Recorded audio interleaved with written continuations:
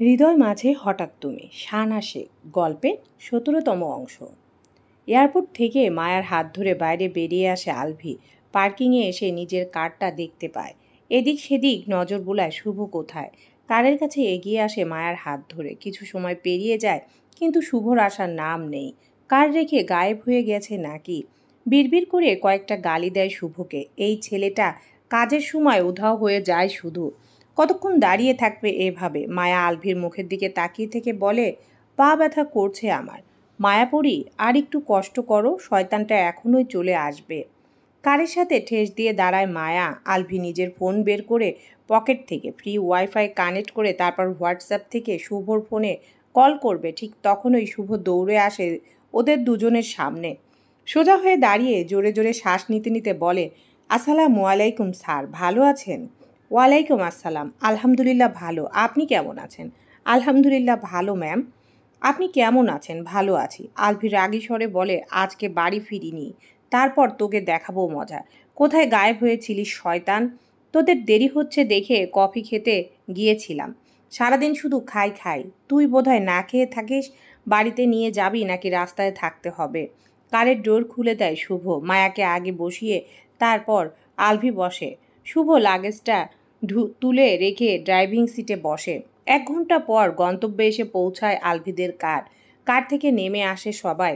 আলভি শুভর পেছনে দাঁড়িয়ে শুভর পাছায় লাথি দিয়ে বলে, তোর জন্য আমার বউকে কষ্ট করতে হয়েছে। শুভ আলভির পাছায় আরেকটা লাথি দিয়ে বলে, তোদের জন্য আমি রোদের মধ্যে ২ ঘন্টা বসেছিলাম। তোরা আসছিলি না দেখে কফি খেতে গিয়েছিলাম। আলভি আরেকটা লাথি দিয়ে বলে, ১ নম্বরের মিথ্যুক, অ্যাসিড ঠান্ডা বাতাসে বসেছিলি, রোদের মধ্যে ছিলি। শুভ লাগেজ বের করে বাড়ির ভেতরের দিকে এগিয়ে যেতে যেতে বলে, যা, তোর সাথে ব্রেকআপ। মায়া শুধু দুজনের কাহিনী দেখছে, তবে বুঝতে পারছে না কিছু। প্রথমে আপনি আপনি বলে কথা বলল দুজন, একটু পর থেকে আবার তুই তোকারি করে কথা বলছে, এখন আবার একে অপরকে লাথি দিচ্ছে, তাও আবার পাছায়। আলভি মায়ার হাত ধরে বলে, ভিতরে চলো। বাড়ির দিকে তাকিয়ে দুজন লোককে দেখতে পায় মায়া, যারা ফুল হাতে দাঁড়িয়ে আছে ওদের দুজনের থেকে একটু দূরে। হয়তো ওকেই ওয়েলকাম করতে দাঁড়িয়ে আছে। এগিয়ে আসতেই দুজনে মায়াকে ওয়েলকাম জানিয়ে ফুলের তোড়া মায়ার হাতে তুলে দেয়। এরা দুজন বোধহয় এই বাড়ির আলভির কেয়ারটেকার। ফুল হাতে আলভির সাথে ভেতরে প্রবেশ করে মায়া। ওদের বাড়ির চেয়ে অনেক বড় এই বাড়িটা। আলভি একা থাকার জন্য এত বড় বাড়ি কিনেছে। ড্রয়িং রুমেরটা অনেক বড় আর সুন্দর, সব কিছু লাইট কালার, যার ফলে সব কিছু আরও বেশি সুন্দর লাগছে। আলভির সাথে ড্রয়িং রুমে এসে দাঁড়ায়। বেডরুমটা পরিপাটি, গুছানো আর মন শান্ত করে দেওয়ার মতো সুন্দর। বোরকা হিজাব খুলে শাওয়ার নিয়ে ফ্রেশ হয়ে নাও, ভালো লাগবে তাহলে। মায়া হাতের ফুলগুলো রেখে বোরকা হিজাব খুলে রাখে। লাগেজ খুলে নিজের ড্রেস বের করে। আলভি আলমারি থেকে টাওয়াল বের করে দেয়। মায়া ওয়াশরুমে প্রবেশ করে। আলভি গায়ের শার্ট খুলে বাস্কেটে রাখে। হাতের ঘড়িটাও খুলে জায়গা মতো রাখে। তারপর ডিভানের উপর বসে পকেট থেকে ফোন বের করে বাংলাদেশে কল করে বাবার ফোনে। রিসিভ হতেই কথা শুরু করে জানায় ভালোভাবে পৌঁছেছে দুজন, কোনো সমস্যা হয়নি, পরে আবার কল করবে বলে। লাইন বিচ্ছিন্ন করে ফোন চার্জে লাগায়। ফ্রেশ হয়ে খাবার খেয়ে দুজনেই শুয়ে পড়ে। লম্বা জার্নিতে দুজনেই ভীষণ ক্লান্ত হয়ে আছে। এখন লম্বা ঘুম আর লম্বা বিশ্রামের দরকার। সারা বিকেল আর রাত ঘুমিয়েছে দুজন। পরদিন ভোর ৫টায় ঘুম ভাঙে দুজনের। আলভির বুকের উষ্ণ ওমে আদুরে বিড়াল ছানার মতো নিজেকে গুটিয়ে নেয় মায়া। আলভি নিজেও আগলে নেয় নিজের মায়াপরীকে। মায়ার এলোমেলো চুলে হাত বুলিয়ে আদুরে গলায় ডাকে, আলভি। মায়াপরী, সকাল হয়ে গিয়েছে, হোক, আজ অফিসে যেতে হবে আমাকে। আজকে না গেলে হয় না? না গেলে যদি হতো তাহলে তো আসতামই না। মায়া আলভারির বুক থেকে মুখ তুলে আলভির মুখের দিকে তাকায়। ডিম লাইটের আলোয় স্পষ্ট বোঝা যাচ্ছে আলভির চেহারা। আর মাত্র ৩০ মিনিট। আচ্ছা। পুনরায় আলভির বুকে মুখ গুজে দেয় মায়া। কাচুমাচু হয়ে আলভির সাথে মিশে আছে। পারলে বোধহয় আলভির বুকের ভেতর ঢুকে যেত। আলভি যদি মায়াকে রেখে আসতো, কিভাবে থাকতো মায়া? আলভিকে ছেড়ে কেঁদে কেঁদেই তো বোধহয় মরে যেত। আলভি মায়ার প্রতি যতটা আসক্ত, তার চেয়ে অনেক বেশি আসক্ত হয়ে গেছে মায়া আলভির প্রতি। আলভিকে ছাড়া একটা সেকেন্ড কল্পনা করতে পারে না এখন। আলভি চিত হয়ে শুয়ে মায়াকে নিজের বুকের উপর তুলে নেয়। মায়ার লম্বা লম্বা খোলা চুলগুলো পিছনের দিকে ঠেলে দিতে দিতে আলভি বলে, তুমি আমার সাথে অফিসে যাবে? মায়া মুখ তুলে তাকায়, তারপর উপর নিচ মাথা নাড়ায় যাবে। আলভি মায়াকে বুকের উপর রেখে শোয়া থেকে উঠে বসে। মায়া আলভির কোলে বসে 2 পা দিয়ে আলভির কোমর পেঁচিয়ে ধরে, 2 হাতে পেঁচিয়ে ধরে গলা। আলভি মায়াকে কোলে নিয়ে বেড থেকে নেমে দাঁড়ায়, ওর গলা জড়িয়ে ধরে আর কোমর পেঁচিয়ে ধরে ঝুলে থাকা মায়া। ফ্রেশ হয়ে নাও, চলো জগিং করে আসি। মায়া দুদিকে মাথা নাড়িয়ে বলে, আমি যাব না, তুমি যাও, আমি এমনিতেই চিকন আছি, আর চিকন হতে চাই না। তাহলে শুয়ে থাকো, আমি জগিং করে আসি। আচ্ছা। মায়াকে আবার শুইয়ে দেয় আলভি। মায়ার ললাটে অধর ছুঁয়ে ওয়াশরুমে প্রবেশ করে আলভি। ফ্রেশ হয়ে ড্রয়িং রুমে আসে, কিচেনে প্রবেশ করে একটা 1/2 লিটারের পানির বোতল বের করে নেয়। ক্যাবিনেট থেকে সুচ পরে পানির বোতলটা হাতে নিয়ে বাড়ি থেকে বেরিয়ে যায় জগিং করতে। 9টার সময় তৈরি হয়ে নাস্তা সেরে মায়াকে নিয়ে বাড়ির বাইরে বেরিয়ে আসে আলভি। শুভ কার নিয়ে অপেক্ষা করছে ওদের দুজনের জন্য। কারের পেছনে উঠে বসে দুজন। কার বাড়ি থেকে বেরিয়ে যায় অফিসের উদ্দেশ্যে। শুভ আলভির পিএ প্লাস ভার্সিটি ফ্রেন্ড। দুজনেই বাংলাদেশের হওয়ায় বন্ধুত্ব সম্পর্ক গড়ে উঠেছিল। তারপর আস্তে আস্তে দুজনের সম্পর্ক আরও ভালো হয়। আলভি বিজনেস শুরু করার আগে শুভকে বলেছিল শুভ ওর সাথে কাজ করবে কিনা। যদি করে তাহলে আলভি শুভকে অন্য সব অফিসের তুলনায় ভালো স্যালারি দিবে। শুভ ভেবেচিন্তে রাজি হয়েছিল। অফিসের দুজন বস আর পিএ অফিসে শুভ আলভিকে আপনি আপনি বলে কথা বলে। অফিসের বাইরে দুজনেই তুই তুকারি করে কথা বলে, তো সাথে শত্রুর মতো মারামারি করে। শুভ বিয়ে করেছে, দুজন ছেলে মেয়েও আছে। আলভির বাড়ির পাশে শুভর নিজের বাড়ি, বউ বাচ্চার সাথে সেখানেই থাকে। আলভির বিয়েতে শুভর পুরো ফ্যামিলিকে ইনভাইট করেছিল, তবে কাজের চাপে শুভর বিয়ে খেতে যাওয়া হয়নি। অফিসের সামনে এসে দাঁড়ায় কার। একজন কারের ডোর খুলে দেয়। মায়াকে নিয়ে বের হয় আলভি।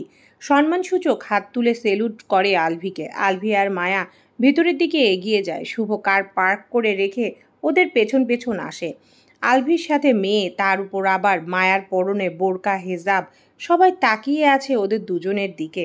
আলভি সকলের দিকে নজর দিতে সবাই নিজের নজর সরিয়ে কাজে মনোযোগ দেয়। আলভি মায়াকে নিয়ে নিজের কেবিনে আসে। চেয়ার টেনে মায়াকে নিজের পাশে বসায়। শুভ কয়েকটা ফাইল এনে আলভিকে দেখাচ্ছিল। এর মধ্যে কেবিনে নক হয়। আলভি দরজার দিকে তাকায়। আলভি অনুমতি দিতেই ভিতরে প্রবেশ করে একটি মেয়ে। মেয়েটির দিকে তাকায় মায়া। পরনে ওয়েস্টার্ন ড্রেস, তবে মার্জিত। কাঁধের নিচ অবধি থাকা চুলগুলো খোলা রয়েছে। দেখতে বলিউড নায়িকাদের মতো, লম্বাও সেরকম। সৌন্দর্য যেন ঠিকরে পড়ছে এই মেয়েটার। আলভির কথায় কথায় বলেছিল এই মেয়েটার কথা। এই মেয়েটার কাছে মায়ার সৌন্দর্য কিছুই না। হাই আলভি। হ্যালো, কেমন আছো? ভালো। আপনি কেমন আছেন? ভালো। ও তোমার ওয়াইফ? হ্যাঁ। মায়া, উনি এই কোম্পানির একজন শেয়ার হোল্ডার, মিস মেরিনা। মায়া মিষ্টি হেসে মেরিনাকে হাই বলে। মেরিনা মুখে জোরপূর্বক হাসি টেনে কুশল বিনিময় করে। মেরিনা এক দৃষ্টিতে তাকিয়ে থাকে মায়ার মুখের দিকে। এই মেয়ের মধ্যে কি আছে যা ওর মধ্যে নেই? মেয়েটি কি খুব সুন্দর, নাকি ভাগ্যটাই বড় কথা? বিশেষ কিছু পেতে হলে আসলেই ভাগ্য লাগে, যা মেরিনার নেই, ছিল না কখনো। একটু পরপর মায়ার চোখের পলক ফেলাটা মেরিনার ভালো লাগে। বুকে ব্যথা করলেও এই দৃশ্য দেখে মুখে হাসি ফুটে ওঠে। মায়া মেয়েটা অনেক বেশি কিউট আর মায়াময়। গভীর চোখ দুটোতে শুধু মায়াই রয়েছে। তাকালে কেমন মায়া ধরে যাচ্ছে। এই মায়াই কি আলভিকে বেঁধেছিল? মায়াকে দেখে এখন আবার হিংসা হচ্ছে মেরিনার। ওর চোখ দুটো কেন মায়ার চোখের মতো মায়াময় নয়? ওর চোখ দুটো যদি মায়ার চোখের মতো মায়াময় হতো, তাহলে আলভি কি ওর হতো, নাকি তাও হতো না? বেশ কিছুক্ষণ তাকিয়ে থেকে বলে, আসছি তাহলে, মিটিং রুমে দেখা হচ্ছে। ওকে মেরিনা। আলভির দিকে তাকিয়ে বেরিয়ে নিজের কেবিনে আসে। আগে মেরিনার বাবা অফিসে আসলেও এখন মেরিনা আসে। ওর বাবার দায়িত্ব এখন মেরিনার। মেরিনা ফোন হাতে নিয়ে ডায়াল লিস্ট থেকে একটা নাম্বার খুঁজে, হয়তো অনেক নিচে পড়ে গেছে নাম্বারটা। প্রায় 2 মিনিট পর নাম্বারটা খুঁজে পায়।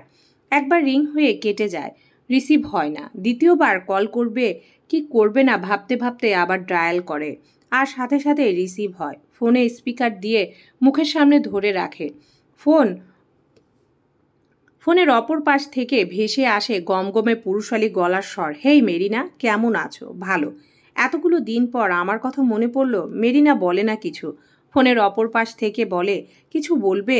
বলার থাকলে বলে ফেলো, আমি তো শোনার জন্যই অপেক্ষায় আছি। আপনি আপনার ফ্যামিলি নিয়ে রাতে আমাদের বাড়িতে আসুন। অপর পাশ থেকে কোনো সাড়া শব্দ আসে না। মেরিনার কথা শুনে বাক্যহারা হয়ে গেছে। কথা বলছেন না কেন মিস্টার চৌধুরী? আপনি আমার ফ্যামিলিকে ইনভাইট করছেন? হ্যাঁ, কিন্তু কেন? আমি আপনাকে বিয়ে করতে রাজি।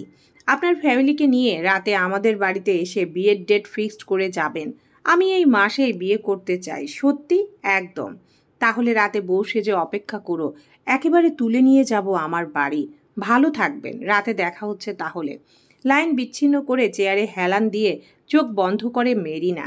হুট করে কি হয়েছে কে জানে। ওরও এখন বউ সাজতে ইচ্ছে করছে। আলভির জন্য সাজতে পারেনি তো কি হয়েছে? অন্য কারোর জন্য সাজবে। আলভিকে দেখিয়ে দেবে অন্য কারোর সাথে সেও সুখে আছে। অফিস থেকে বাড়ি ফিরতে ফিরতে বিকেল 5:30 বেজে যায়। আলভি আর মায়া ওদের দুজনকে বাড়িতে রেখে শুভ নিজের বাড়িতে চলে যায়। রুমে এসে দুজনেই ফ্রেশ হয়ে নেয়। মায়া ভেজা চুলগুলো না শুকিয়ে বেডে উঠে শুয়ে পড়ে। আলভি মায়ার কাছে এসে ওকে টেনে তুলে বসায়। এলোমেলো চুলগুলো পেছনে ঠেলে দিয়ে মায়ার চেহারায় ক্রিম লাগিয়ে দেয়। কোলে তুলে ডিভানের উপর বসে হেয়ার ড্রায়ার দিয়ে চুলগুলো শুকিয়ে দেয় নিজেই। তারপর চুলগুলো ব্রাশ করে বেঁধে দেয় উঁচু করে। মায়ার ভালো লাগে আলভির কেয়ারগুলো। বিয়ের পর থেকে মায়া নিজের হাতে চুল ব্রাশ করে না, মুখে ক্রিম লাগায় না, চুলগুলো শোকায় না। ছোটবেলার মতন এলোমেলো হয়ে থাকে। আলভি নিজেই পরিপাটি করে নেয় নিজ দায়িত্বে। মায়া এলোমেলো করে রেখে দেয় আলভির রুম। আলভি নিজেই গুছিয়ে নেয় রুম। কোথাও বিরক্ত করার একটা চান্স মিস করে না মায়া। কিন্তু আশ্চর্যের বিষয় হচ্ছে কোনোভাবেই আলভিকে বিরক্ত করতে সক্ষম হয় না মায়া। এই ব্যাটা চুপচাপ সবকিছু মুখ বুজে বিনা বাক্যে মেনে নেয়। আলভি নিজের চুলগুলো শুকিয়ে ব্রাশ করে নেয়।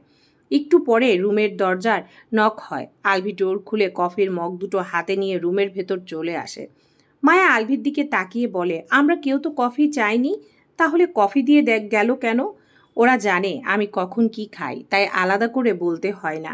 মায়ের ঠোঁট দুটো গোল করে ও বলে। আলভি একটা কফির মগ মায়ের হাতে দেয়। তারপর মায়ের পাশে বসে বাম হাতে মায়ের কোমর পেঁচিয়ে ধরে কফির মগ দিয়ে চুমুক দেয়। কফি খাওয়া শেষ করে বাংলাদেশে কল করে মায়া। মেয়ের কলে খুশি হয়ে রিসিভ করে আহনাব মাহমুদ। বাবার মুখ দেখে মায়ের চোখ দুটো ছলছল করে ওঠে। মনের জমানো কথাগুলো কেমন যেন দলা পাকিয়ে যায়। আহনাব মাহমুদ ফোনের স্ক্রিনে তাকিয়ে হাসি মুখে বলেন, কেমন আছিস মা? আলভি কোথায়? আলভি আবার মায়ের সাথে ঘেঁষে বসে ফোনের স্ক্রিনে তাকায়। মায়া ধরা গলায় বলে, ভালো আছি, তুমি কেমন আছো? আলহামদুলিল্লাহ ভালো। আম্মু কোথায়? মেহবুবা মেহের স্বামীর হাত থেকে ফোন নিয়ে মুখের সামনে ধরে। মাকে দেখে মায়ার দুই চোখ বেয়ে টপাটপ করে পানি গড়িয়ে পড়তে শুরু করে। মেয়ের চোখে পানি দেখে মেহবুবা মেহেরের চোখেও পানি চলে আসে।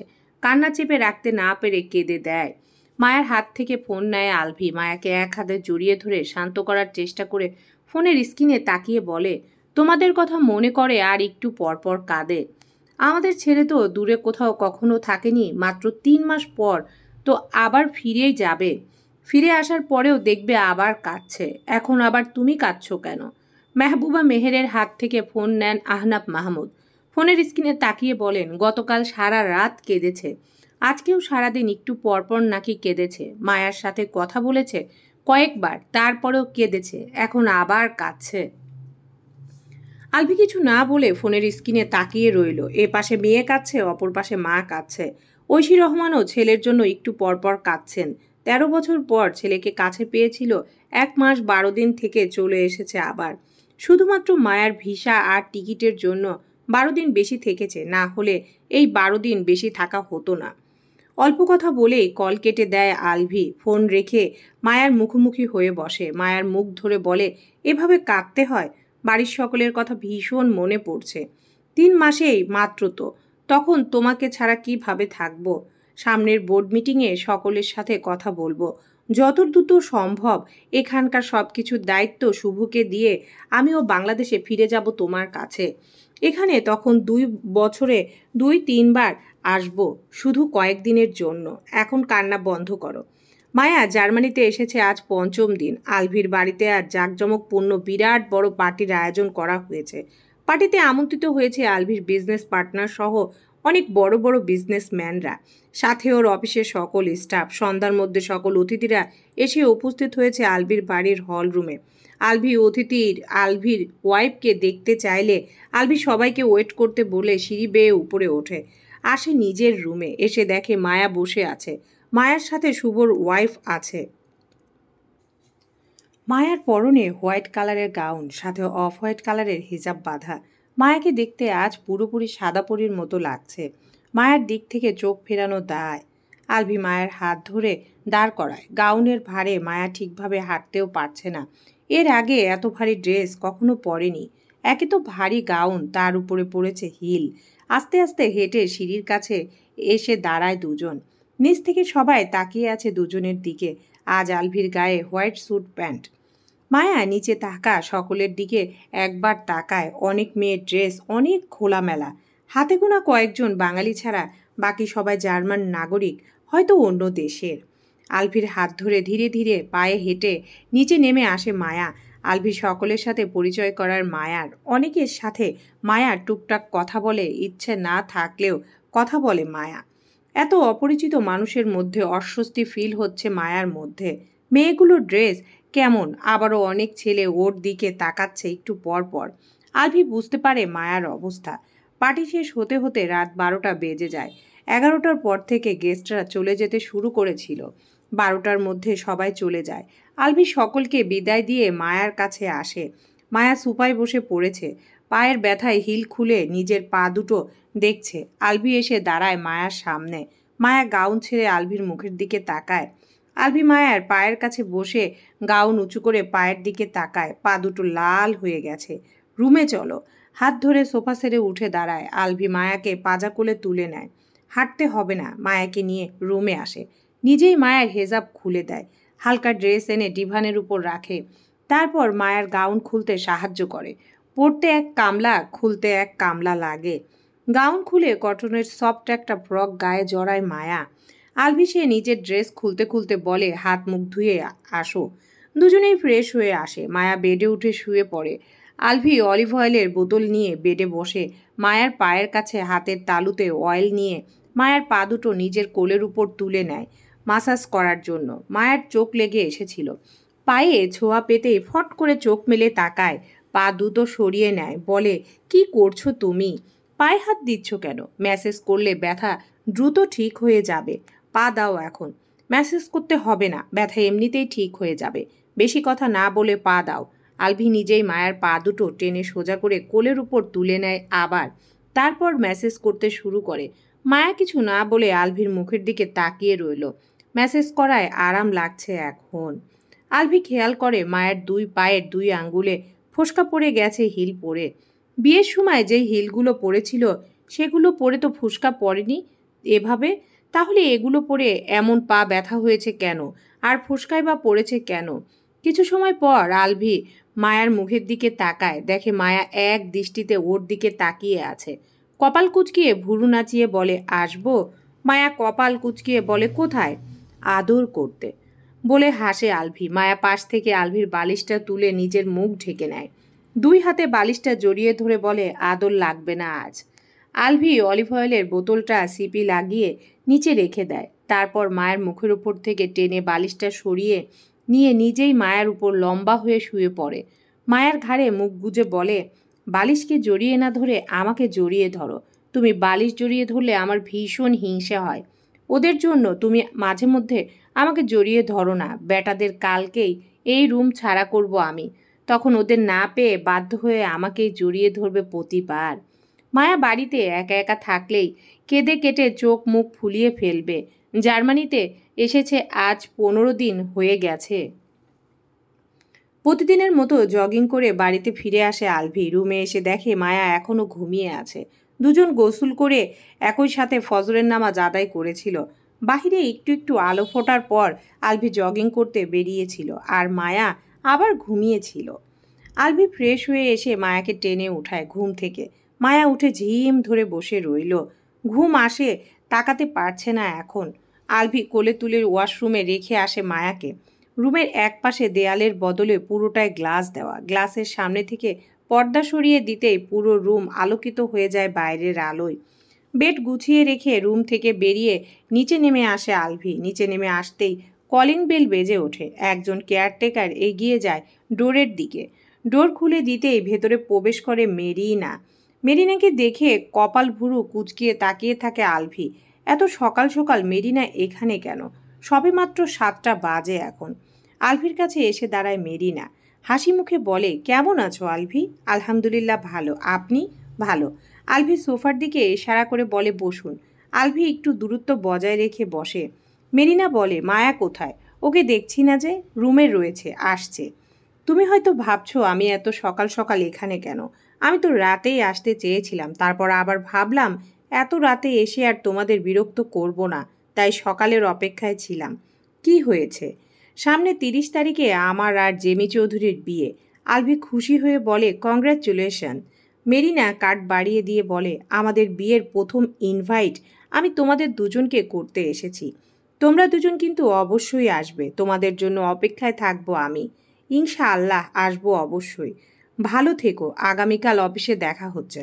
ব্রেকফাস্ট করে যাও। নো থ্যাঙ্কস, জেমি অপেক্ষা করছে আমার জন্য। মেরিনা বেরিয়ে যায় বাড়ি থেকে। বিয়ের কার্ডের উপর নজর বুলায়। মেরিনা বিয়ে করছে শুনে খুশিই লাগছে। মায়া নিচে নেমে এসে আলভির দিকে তাকায়, তারপর আবার হাতে থাকা কার্ডের দিকে তাকায়। কিসের কার্ড এটা? আলভি মুখ তুলে মায়ার দিকে তাকায়। মায়াকে টেনে কোলের উপর বসিয়ে ঘাড়ে থুতনি ঠেকিয়ে বলে, মেরিনার বিয়ের কার্ড আমাদের ইনভাইট করে গেল। কখন এসেছিল? একটু আগে। মায়া কার্ডটা হাতে নিয়ে উল্টে পাল্টে দেখে। আলভি মায়াকে আরেকটু চেপে ধরে বলে, চলো লং ড্রাইভে যাই। কোথায়? তুমি যেখানে যাবে। আমি কি কিছু চিনি নাকি এখানকার? আচ্ছা, আমি নিয়ে যাব আমার পছন্দের জায়গায়। এখন চলো খেয়ে নিই, খিদে পেয়েছে। আলভির কোলে থেকে নেমে দাঁড়ায়, কার্ডটা টি টেবিলের উপর রেখে ডাইনিং রুমের দিকে এগিয়ে যায়। ওদের দুজনের জন্য ব্রেকফাস্ট তৈরি করে সব গুছিয়ে রাখা হয়েছে ডাইনিং রুমে। আলভি মায়াকে নিজ হাতে খাইয়ে দেয়, নিজেও খায়। খাওয়া শেষ করে রুমে এসে দুজনেই তৈরি হয়ে নেয়। Maya light pink colour white combination gown পরে হোয়াইট কালার হিজাব বেঁধেছে। আলভি হোয়াইট শার্ট আর ব্ল্যাক প্যান্ট পরেছে। দুজন একই সাথে বাড়ি থেকে বের হয়। আলভি গ্যারেজ থেকে গাড়ি বের করে আনে। মায়া উঠে বসতেই কার চলে অজানা গন্তব্যে। কার অটো ড্রাইভিং মুডে দিয়ে মায়াকে টেনে আনে নিজের কাছে। মায়া ছটফট করে বলে, কি করছো? ছাড়ো, এটা রাস্তা, তোমার বেডরুম না। চুমু খাওয়ার জন্য বেডরুমের প্রয়োজন হয় না মায়াপুরী। আমার এখন চুমু চাই না, ছাড়ো আমাকে তুমি। না চাইলে কি হবে? আমি তো চাই। মায়ার কোনো কথা শোনে না আলভি। জোর করে মায়ার অধর যুগল চেপে ধরে নিজের অধর দিয়ে। কয়েক মিনিট পর ছেড়ে দিয়ে বলে, ঘোরাঘুরি বাদ, চলো বাড়ি ফিরে যাই। মায়া কপাল ভুরু কুঁচকে বলে, কেন? তুমি না বললে লং ড্রাইভে যাবে? আর লং ড্রাইভ, আমার এখন আদর করতে ইচ্ছা করছে। মায়া আলভির কাছ থেকে দূরে সরে এসে নিজের সিটে বসে।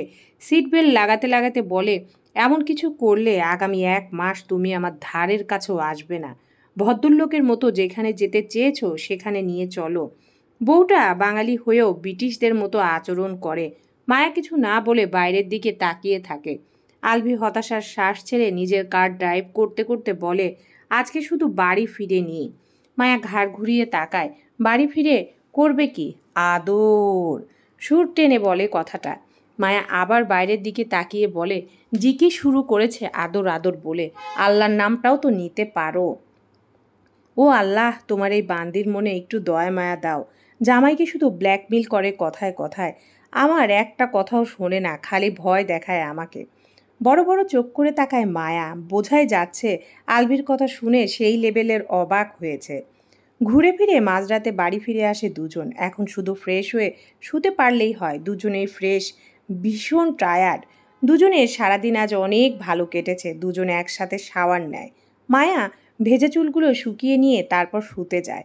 আলভির ছোট ছোট চুলগুলো ফ্যানের বাতাসে শুকিয়ে গেছে। আলভি লাইট অফ করে মায়াকে বুকে জড়িয়ে ধরে নিশ্চুপ হয়ে যায়। আজ 30 তারিখ, মেরিনা আর জেমির বিয়ে। কমিউনিটি সেন্টারে বিয়ের আয়োজন করা হয়েছে। মায়া আলভি সেন্টারের ভিতর প্রবেশ করে একে অপরের হাত ধরে। বিয়ে পড়ানোর সময় হয়ে আসে। মেরিনার হাত ধরে ওর বাবা স্টেজে নিয়ে আসে মেরিনাকে। মেরিনা আর পশ্চিমাদের মতো করে বউ সেজেছে, তবে ভীষণ সুন্দর লাগছে দেখতে। সকলের নজর মেরিনার দিকে। মেরিনা স্টেজে উঠে মায়ার দিকে তাকায়। সকলের সামনে মায়া আলভি একে অপরের হাত ধরে দাঁড়িয়ে ওর দিকে তাকিয়ে আছে। দুজনকে ম্যাচিং ড্রেসে ভীষণ সুন্দর লাগছে দেখতে। দুজনকে পাশাপাশি সবসময় সুন্দর লাগে। এরা দুজন একে অপরের জন্যই তৈরি। আজও মনে হচ্ছে আলভি ওর হলে কি এমন ক্ষতি হতো। এরকম ভাবাটাও এখন অন্যায়। মেরিনা দুজনের দিক থেকে চোখ সরিয়ে জেমির দিকে তাকায় আবার। এখন থেকে ওর সব ভাবনা সব সময় যে থাকবে, ও যাকে ভালোবেসেছে তাকে না পেলে ওকে যে ভালোবেসেছে সে তো ওকে পাবে। বিয়ে শেষ করে 9টার পর মেরিনা, জেমি আর ওদের পরিবারের কাছ থেকে বিদায় নিয়ে সেন্টার থেকে বেরিয়ে আসে আলভি, মায়া। শুভ ওদের দুজনকে বাড়ি পৌঁছে দিয়ে নিজের ফ্যামিলিকে নিয়ে নিজেদের বাড়িতে ফিরে যায়। মায়া ফ্রেশ হয়ে ড্রেসিং টেবিলের সামনে দাঁড়িয়ে মুখে ক্রিম লাগাচ্ছিল। আলভি এসে মায়ার পেছনে দাঁড়ায়, মায়ার উন্মুক্ত ঘাড়ে আঙ্গুল দিয়ে স্লাইড করে। মায়া বিরক্তর ভঙ্গিতে ঘাড় ঘুরিয়ে আলভির মুখের দিকে তাকিয়ে বলে, তোমার সমস্যা কি? সব সময় এমন করো কেন? দূরে সরো। আলভি দূরে সরে না, উল্টো মায়াকে জাপটে ধরে মায়ার ঘাড়ে ঠোঁট ছুঁয়ে কানের লতিতে চুমু খায়। ফিসফিস করে বলে, বাবু চাই। বাবুর নাম করে বারবার কাছে আসার বাহানা। আমি কি বুঝি না নাকি? এত বুঝে কি হবে যদি হাজবেন্ডের মন বুঝতে না পারো? আমি সব বুঝি। এখন আমার ঘুম পেয়েছে, ডোন্ট ডিস্টার্ব। আলভির থেকে নিজেকে সারিয়ে নিয়ে বেডের দিকে আগায়। আলভি দ্রুত গিয়ে মায়ার জামার জিপার খুলে দেয়। মায়া ঘুরে দাঁড়িয়ে বলে, তুমি দিন দিন অশ্লীল হয়ে যাচ্ছ। বউয়ের সাথে রোমান্স করলে যদি অশ্লীল হয়ে যায় তাহলে আমি অশ্লীল। এখন বেশি কথা না বলে কাছে আসো, আদর করি। মায়াকে টেনে নিজের উন্মত্ত বুকের সাথে মিশিয়ে উঁচু করে বেডের দিকে আগায়। সময় গড়ায়, দিন সপ্তাহ মাস পেরিয়ে যায়। দেখতে দেখতে প্রায় 3 মাস হয়ে গেছে মায়া জার্মানিতে এসেছে। আজকে রাত 8টার মায়ার ফ্লাইট। এখন বিকেল 3:30। সব কিছু প্যাকিং করা হয়েছে। আলভি লাগেজ টিনটা ড্রয়িং রুমে এনে রাখে, তারপর আবার রুমে ফিরে আসে। মায়া ওয়াশরুমে আছে, শাওয়ার নিচ্ছে। আলভিও ওয়াশরুমে প্রবেশ করে। শাওয়ার নিয়ে বেরিয়ে আসে দুজন। আলভি রোজ মায়ার চুল মুছে হেয়ার ড্রায়ার দিয়ে শুকিয়ে দেয়, তারপর নিজের চুলগুলো শুকিয়ে নেয়। মায়ার চুলগুলো ব্রাশ করে খোপা বেঁধে দেয় নিজেই। আগে খোপা বাঁধতে পারতো না, এখন শিখে গেছে। যত্ন করে মায়ের চেহারায় ক্রিম লাগিয়ে দেয়, হাতে গলায় পায়ে লোশন দিয়ে দেয়, গোলাপি ঠোঁট জোড়ায় নিজেই লাইট লিপস্টিক দিয়ে দেয়, আর একটু ঝুঁকে ঠোঁট জোড়ায় বেশ অনেকগুলো চুমু খায়। মায়া ফ্যাল করে তাকিয়ে আছে আলভির দিকে। ওর ভেঙে চুরে কান্না আসছে। কান্না আটকে রাখার কারণে চোখ মুখ লাল হয়ে উঠেছে আবার। আলভি মায়াকে দাঁড় করায়, তারপর শক্ত করে জড়িয়ে ধরে আলভিকে জড়িয়ে ধরে ফুপিয়ে ওঠে মায়া। মায়া কাঁদলেও আলভি কাঁদতে পারছে না। ছেলেদের যে কাঁদতে নেই। একে অপরকে জড়িয়ে ধরে রেখে অনেকটা সময় পেরিয়ে যায়। আলভির ফোনে রিং বেজে ওঠে। মায়াকে জড়িয়ে ধরে রেখেই ফোনের কাছে এগিয়ে যায়, ফোন হাতে তুলে নেয়। শুভ কল করেছে। রিসিভ করে কানে ধরে বলে, বল কখন বের হবি? 5টায়। 5টা বাজার আর 25 মিনিট বাকি আছে। আলভি বলে, ড্রয়িং রুমে লাগেজ রাখা আছে, ওগুলো কারে তোল, আমরা আসছি একটু পর। আচ্ছা। কল কেটে ফোন আবার বেডের উপর রেখে দেয়। আলভি হাত বাড়িয়ে টিস্যু বক্স থেকে টিস্যু পেপার নেয় হাতে। মায়ার মুখ তুলে 2 গাল মুছিয়ে দেয়। টিস্যু ফেলে দিয়ে 2 হাতে আগলে নেয় মায়ার মুখ। মায়া হেসকি তুলতে তুলতে আলভির মুখের দিকে তাকিয়ে থাকে। নিজের মুখ আগলে ধরে রাখা আলভির হাত দুটো শক্ত করে আঁকড়ে ধরে চোখ দুটো দিয়ে ঝরঝর করে পানি গড়িয়ে পড়ছে। আলভি হাত দিয়ে আবারও গাল মুছিয়ে দেয়। সারা মুখে অসংখ্য চুমু খায়। মায়ার কপালের সাথে কপাল ঠেকিয়ে চোখে চোখ রেখে বলে, কেঁদো না, তুমি কাঁদলে আমি নিজেকে সামলাতে পারবো না। মায়া কাঁদতে কাঁদতে বলে, তুমি চলো আমার সাথে। যাবো তো। নতুন অফিসের কাজ শেষ হতে আর 2.5 থেকে 3 মাস সময় লাগবে। ওটা চালু হলে আমি ফিরে যাব তোমার কাছে। 13 বছর অপেক্ষা করতে পেরেছ, এখন 3টা মাস পারবে না? মায়া আলভিকে জড়িয়ে ধরে বলে, তোমাকে ছাড়া 3টা মিনিট থাকতে পারি না এখন। 3 মাস কিভাবে থাকবো? পলকে এই 3 মাস পেরিয়ে গেছে। সামনের 3 মাসও চোখের পলকে পেরিয়ে যাবে। বাড়িতে তো সবাই আছে, আর কাঁদে না। তুমি একা একা কিভাবে থাকবে? একা একা থাকার অভ্যাস আছে আমার। সময় গড়িয়ে যাচ্ছে, রেডি হতে হবে, দ্রুত আসো। মায়াকে উঁচু করে ড্রেসিং টেবিলের সামনে এনে দাঁড় করায়। আলমারির ভেতর থেকে মায়ার বোরকা হিসাব নেকাব বের করে দেয়। আলভি নিজেই বোরকাটা পরিয়ে দেয়। নিজে থেকেই আবারও টিস্যু এনে মায়ার সারা মুখ মুছিয়ে দেয়। মায়া হিসাব বাঁধতে শুরু করে। আলভি আলমারি থেকে নিজের শার্ট প্যান্ট বের করে পরে নেয়। দুজনেই একসাথে তৈরি হয়। মায়ার ফোন, পাসপোর্ট, ভিসার টিকিট আলভি মায়ার হ্যান্ডব্যাগে ভরে দেয়। রুম থেকে বের হওয়ার সময় মায়া ঘাড় ঘুরিয়ে রুমের ভেতরে তাকায়। মায়া 3 মাস এই রুমে ছিল আলভির সাথে। রুমের প্রতিও ভীষণ মায়া জন্মে গেছে। টুপটাপ আবারও চোখের পানি গড়িয়ে পড়ে। হাতে থাকা টিস্যু পেপার দিয়ে চোখের পানি মুছতে মুছতে নিচে নেমে আসে দুজন। শুভ আর শুভর ফ্যামিলি ওদের অপেক্ষায় বসে আছে। সবাই একসাথে বাড়ির বাইরে বেরিয়ে আসে। কেয়ারটেকার দুজন আর শুভর বউ বাচ্চার কাছ থেকে বিদায় নিয়ে আলভির সাথে কারে উঠে বসে মায়া। শুভ ড্রাইভিং সিটে বসে। মায়া আরেকবার বাড়িটার দিকে তাকায়। নিজের বাড়ি থেকে বের হওয়ার সময় যেমন কান্না আসছিল, এখনও তেমন কান্না আসছে। ওদের দুজনের সবচেয়ে সুন্দর আর একান্ত সময়গুলো কেটেছে এই বাড়িতে। ভালোবাসা দুজনের খুনসুটিগুলো স্মৃতি হয়ে যাবে এখন। শুভ কার স্টার্ট দিয়ে ছুটে চলে এয়ারপোর্টের দিকে। 1 ঘন্টা সময় লাগবে এয়ারপোর্টে পৌঁছাতে। আলভি এক হাতে মায়াকে নিজের বুকের সাথে মিশিয়ে রাখে। মায়া এক হাতে আলভির কোমর পেঁচিয়ে ধরে অন্য হাতে আলভির হাত শক্ত করে ধরে রাখে।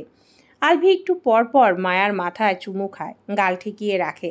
মায়া এখন আর কাঁদছে না, চুপচাপ আলভির বুকে ঘাপটি মেরে আছে। এয়ারপোর্টে এসে পৌঁছেছে কিছুক্ষণ আগেই। ইমিগ্রেশনের জন্য এখন ভিতরে আগাতে হবে। মায়া আলভিকে ছাড়ছেই না। শক্ত করে যে জড়িয়ে ধরেছে তো ধরেই আছে, যে কোনোভাবেই ছাড়ছে না। ইমিগ্রেশনের সময় ঘনিয়ে আসছে। সবাই এগিয়ে যাচ্ছে ভিতরের দিকে। আলভি মায়ার মাথায় হাত বুলিয়ে থেমে থেমে বলে, মায়াপুরী শান্ত হও, দেরি হয়ে যাচ্ছে, ভিতরে যেতে হবে। 3 মাস, এই তো দেখবে চোখের পলকে পেরিয়ে গেছে। শান্ত হও আর ভেতরে যাও। মায়া দুদিকে মাথা নাড়িয়ে বলে, আমার এখন ওই দম বন্ধ হয়ে আসছে। তোমাকে ছাড়া 3 মাস আমি কিভাবে থাকবো?